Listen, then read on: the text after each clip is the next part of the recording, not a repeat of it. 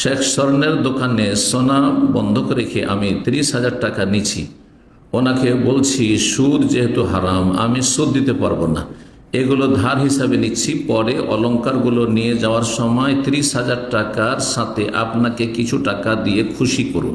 এই যে কিছু টাকা দিয়ে খুশি করব টোপ দিলেন, এটি সুদ হয়ে গেল।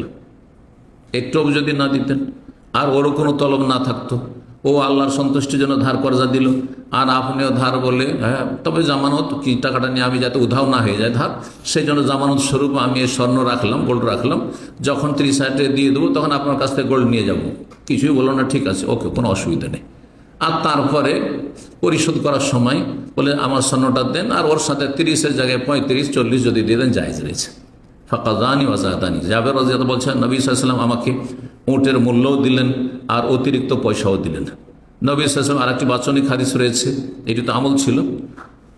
আর বাচনিক হাদিস হচ্ছে ইন্না আহসানাকুম আহসানুকুম কাযা, তোমাদের মধ্যে সবচেয়ে ভালো মানুষ ওরা যারা ধার আর ঋণ কর্জা পরিশোধ করে ভালোভাবে। ভালোভাবে মানে সময়ের আগে দিয়ে দেবেন, সময় 6 মাস বেঁধে দিয়েছেন, 3 মাসে 2 মাসে দিয়ে দেন সময়ের আগে, এটা একটা ভালো হবে।